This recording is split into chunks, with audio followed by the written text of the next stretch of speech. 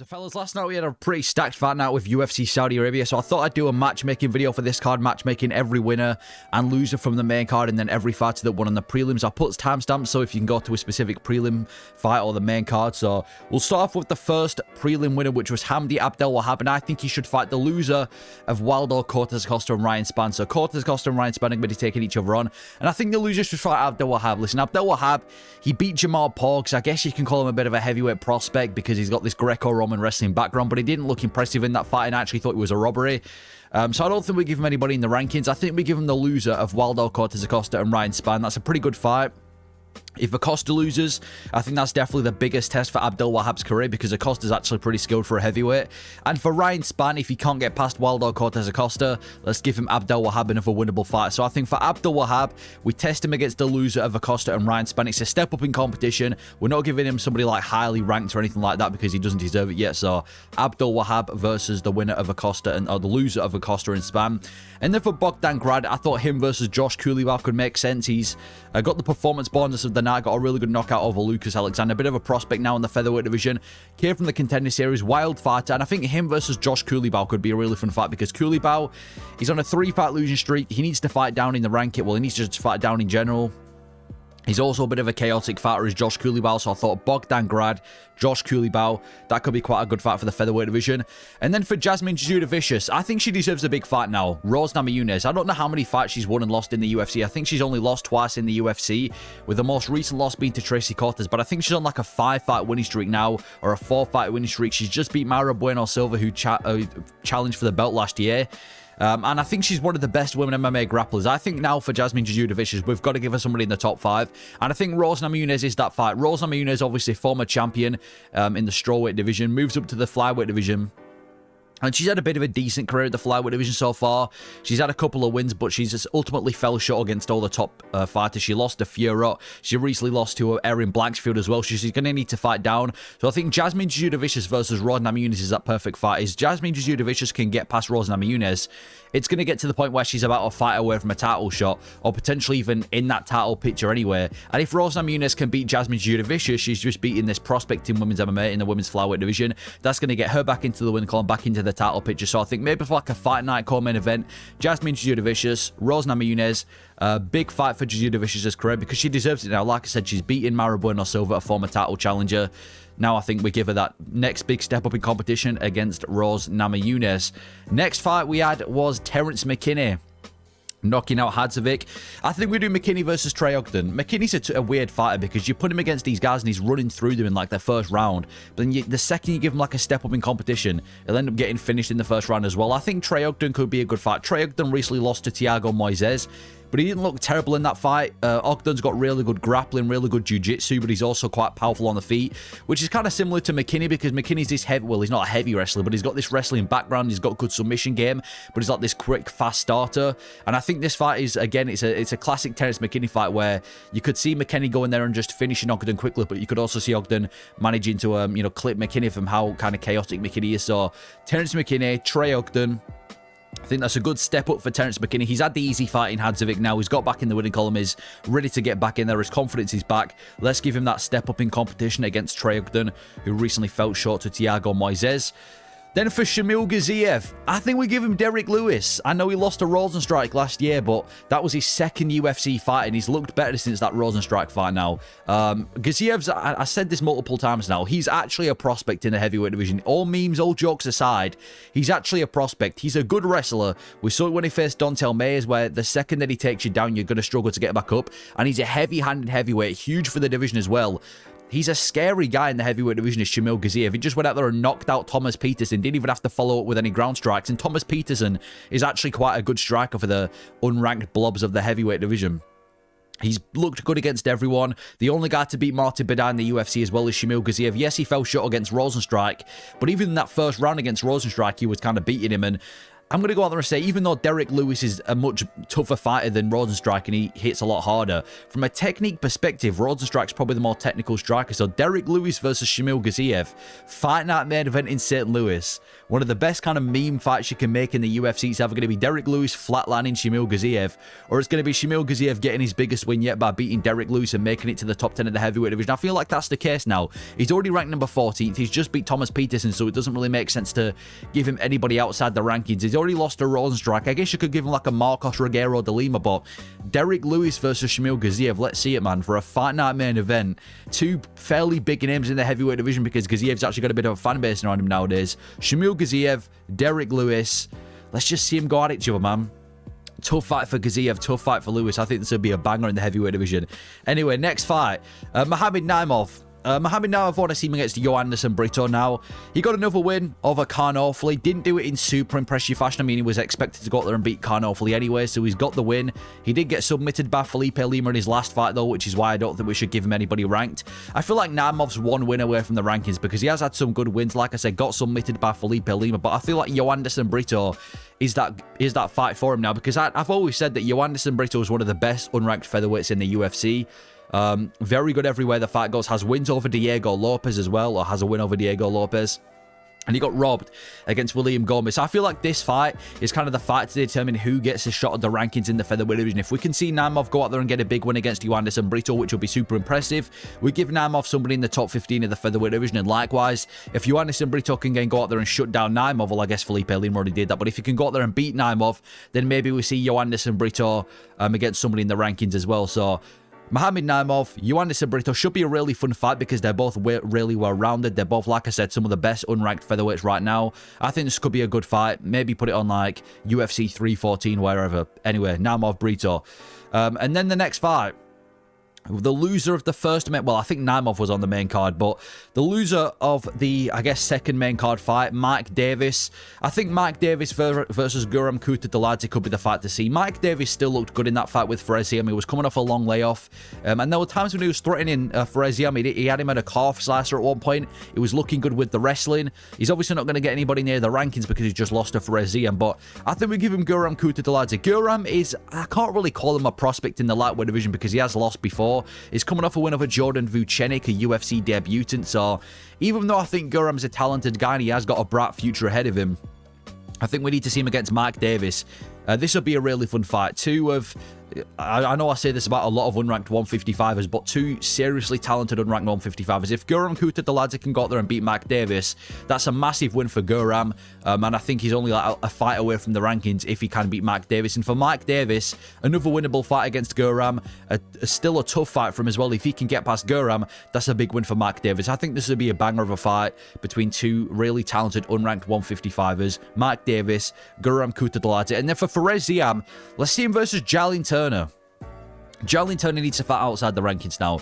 He's lost to Dan Hooker. I know he beat Bobby Green, but Bobby Green's now unranked and he just got finished by Marcano at UFC 300. I say he just got finished. That was nearly a year ago now. So I think for Jalin Turner, he's got to welcome somebody into the rankings. I said Jalin Turner versus Yoel Alvarez could be a good fight, but I think at this moment in time, Ferreziam and Ferreziam and Jalin Turner make sense. Jalin Turner, he's definitely the toughest fight for Ziam, and I feel like Ziam deserves a ranked fight now. You know, was on, I think, a 4-fight winning streak. He absolutely brutalized Matt Frevola at UFC Paris, and he just went out there and cut up and looked really good against Mike Davis as well in one of his most impressive career performances. He looks like a completely different fighter now as Ziam. I think he's the best, or one of the best unranked 155ers. Let's see him against Jalin Turner, who is a step up in competition. This big lightweight with dangerous striking, who has also got pretty decent takedown defense. This is definitely the toughest fight for Ziam so far. Gets him in the rankings. Also a winnable fight for Jalin Turner because Jalin Turner, it's almost as if he gets done dirty in every fight, and it's his own fault. You know, he could have beaten Renato Moicano, but he didn't go for the finish. When he fought, obviously, Dan Hooker, he lost a very close decision. He brutalized Bobby Green. So this is also a very winnable fight for Jalin Turner too. I think this could be a really good fight. I wouldn't see this fight go in the distance. Jalin Turner, Ferreziam to get Ferreziam into the rankings. Next fight, the loser of the next fight was Said Nurmagomedov, lost a close decision to Vinicius Oliveira. I think Said Nurmagomedov should fight Charles Jourdain. This would be such a fun fight on the feet. Charles Jourdain, obviously a former featherweight, moved down to the bantamweight division, just fought Victor Henry, and he looks really good in the bantamweight division, just Charles Jourdain. He looks a lot more snappy on the feet. We've always known Charles Jourdain for being this really snappy striker, and he looks even better in the featherweight division. He's also got a decent submission game as well. And that's pretty much the same of Said Nurmagomedov, this snappy, unorthodox, crafty striker. Reminds me of Zabit Magomedsharipov, who's also got a good submission game. They've both got a very similar style, and it happens to be a fun style. I hope we see this fight. Maybe on UFC Canada. I hear the UFC going to Canada in May, so maybe we do it there. Charles Jourdain, Said Nurmagomedov, two very crafty strikers with a good submission game. I think this could be a banger of a fight, to be honest. Obviously, we're not going to give Nurmagomedov anybody in the rankings because he just lost to Vinicius Oliveira, and I think Charles Jourdain is at that stage where he can get a little bit of a step up in competition. So Said Nurmagomedov, Charles Jourdain, put it on UFC Canada, 3-rounder. I think this could be a banger of a fight because but like I said, they've both got a very similar style. And then for Vinicius Oliveira, it's got to be somebody in the rankings. Let's see Vinicius Oliveira versus Kyler Phillips. Oliveira, people keep hyping up Peyton Talbot being this big prospect in the bantamweight division. If anything, it's Vinicius Oliveira who's meant to be this big prospect at bantamweight because he can do everything. He's got this crafty, unorthodox striking. I know I just said that about Said Nurmagomedov, but he actually does as well. He's got this kind of crazy, chaotic style on the feet, does Vinicius Oliveira. Knockout ability, but he can also piece you up for 3 rounds straight. He's also got good grappling. He was out-grappling Said Nurmagomedov. He's a real bantamweight prospect, and I feel like he's at that stage now where he's styled on Ricky Simon. He got knockout of the year in 2024, and he's just beat Said Nurmagomedov. Give him somebody in the rankings, and I think we give him Kyler Phillips. Kyler Phillips is a talented guy. Pressure, kind of high output striker. Beat Pedro Munoz in a good fight last year, but fell short against Rob Font in his last fight. So I think he has to fight outside the rankings now. So I think this is just a good fight between two pretty good strikers. Vinicius Oliveira getting a shot at the rankings against Kyler Phillips. A chance for Kyler Phillips to shut down the prospect of Vinicius Oliveira and get a big win. Put it on a UFC Fight Night main card. Vinicius Oliveira, Kyler Phillips. Good fight to get Vinicius Oliveira in the rankings. Then we had Rozenstruik, who lost to Sergey Pavlovich. To be fair to him, at least he didn't get finished by Pavlovich, but he lost a pretty dominant decision. I think we give him the winner of Waldo Cortez Acosta and Ryan Spann. Obviously, like I said earlier, I think the loser of that fight should fight Abdul Wahab, but I think the winner should fight Rozenstruik. Rozenstruik's weird, man, because he's got good kickboxing. It's almost like he does just enough to win. He will rise to the level of his opponents. He does. It's almost as if he just does enough to win. He doesn't really go out there and take risks. He doesn't look like he wants to win. He almost fights to just about do enough, and it's never enough anyway. So I think we see him against the winner of Waldo Cortez Acosta and Ryan Spann. If Acosta could win, he's going to be riding this big winning streak, and he's actually going to be a decent up-and-comer in the heavyweight division. I think we test him against Rozenstruik. And if Ryan Spann can beat Waldo Cortez Acosta, he's just got a pretty impressive win in the heavyweight division. Obviously, former light heavyweight prospect. If we see him versus Rozenstruik, that's two heavy-handed strikers. That could make for a good fight. So I think for Rozenstruik, bit of a step down in competition, given the winner of Waldo Cortez Acosta and Ryan Spann. And I think, obviously, the winner of that fight should fight Rozenstruik too as a step up. And then for Sergey Pavlovich, you might not understand this matchup, but hear me out. Sergey Pavlovich against the winner of Marcin Tybura and Mick Parkin. I know it kind of doesn't make sense. Pavlovich beats Rozenstruik, and then you give him somebody who's pretty much ranked below Rozenstruik or around the same area. Pavlovich, there isn't any fights for him in the top 5 of the heavyweight division. Cyril Gane, he's just beat Volkov, when Volkov's already beaten Pavlovich, and I think Cyril Gane versus Jelton Almeida is the fight to make next. Alexander Volkov obviously already fought Sergey Pavlovich. Curtis Blades obviously already fought Sergey Pavlovich. So the only real fighter you can put against Pavlovich is, the winner of Marcin Tybura and Mick Parkin, and I feel that's what they should do. If Marcin Tybura can beat Mick Parkin, he's going to be on a 2-fight winning streak against 2 up-and-coming heavyweights with obviously Denise and then Mick Parkin. I think we give him a step up in competition against Sergey Pavlovich. And obviously, if Mick Parkin can beat Marcin Tybura, he's now going to be in the top 10. He's now going to be riding an undefeated winning streak. He's now going to be one of the best prospects in the heavyweight division, and I feel like we give him a step up in competition against Sergey Pavlovich. And to be fair, it isn't like Pavlovich went out there and absolutely steamrolled Rozenstruik in the first round. He went out there and he beat Rozenstruik comfortably, but he didn't absolutely dominate him in the first round and brutalize him and get a highlight reel finish. So I think for Sergey Pavlovich, we give him that one more fight before we give him somebody in the top 5. The winner of Marcin Tybura and Mick Parkin. against Pavlovich, and then if Pavlovich can win, maybe we'll chuck him straight into a number 1 contender fight against somebody like Gelton Almeida or Cyril Gane or whoever the number 1 contender is in the heavyweight division at the time. But I think for now, the only real fight we can give him is the winner of Tibura and Parkin, and obviously that's a massive fight for the winner of Tibura and Parkin, because if they can beat Pavlovich, they're going to be in the top 5 of the heavyweight division. So Sergey Pavlovich, Tibura and Parkin, and then for the co-main event loser, we had Sharuputi Magomedov. I think Bruno ahead is that fight. Yeah, Sharuputi Magomedov lost a fairly close decision to MVP. Nothing really notable went on in that fight. It was a lot of kind of bouncing up and down from MVP, and then every now and then he'd burst in and get Sharuputi Magomedov. I said before that I don't think Sharuputi Magomedov deserves to be ranked, and I don't mean that in a disrespectful way or kind of like a critiquing way. I just didn't think he'd done enough. I think Bruno Ferreira could be a good fight for Sharuputi Magomedov. This would be a really fun fight. There's so many fun fights for Sharuputi Magomedov. Honestly, you can put him against anyone. You know, there's Roman Kopylov, there's Chris Curtis, there's Cesar Almeida. I think Bruno Ferreira could be that fight. Bruno Ferreira is this very, very powerful middleweight. Hits like an absolute truck, wild fighter. Also likes to do a lot of spinny shit, like spinning elbows and spinning back fists. He's actually had a really good spinning elbow knockout before. So he's a very dangerous, heavy-handed striker. And I feel like, obviously, put him against somebody like Sharuputi Magomedov, who's a crafty striker who likes, you know, just beating the shit out of people with his kicks. I think this could be a really good fight in the middleweight division. Sharuputi Magomedov, Bruno Ferreira. And then for MVP, he said he's going to move back down to welterweight. And since he's coming off a win, I think it's the perfect time to do MVP versus Stephen Wonderboy Thompson. This fight has kind of been one of those what-ifs in the UFC for a while. Ever since MVP joined the UFC, a lot of people are like, what if we see MVP versus Stephen Thompson? I feel like now's the time. He's coming off a win. Yes, it's in the middleweight division, but he's still a win. Thompson's coming off a couple of losses. It's a winnable fight for Stephen Thompson because we're not feeding him another heavy wrestler. So it's another very favorable fight. Elite striker versus elite striker. I'm not going to sit here and say that this is going to be a complete banger, though. I know a lot of people like to think that when you put two strikers against each other, it's going to be a banger. MVP style doesn't really fit a banger kind of style, if you know what I mean. Like, MVP has bursts, he has moments in fights. He's not like from start to finish going out there and putting on a war, but I think this would be the trickiest fight that MVP's ever had to deal with. Stephen Thompson, one of the best strikers in UFC, at least one of the top 20 best strikers in UFC history. This karate legend, yes, he's fallen off.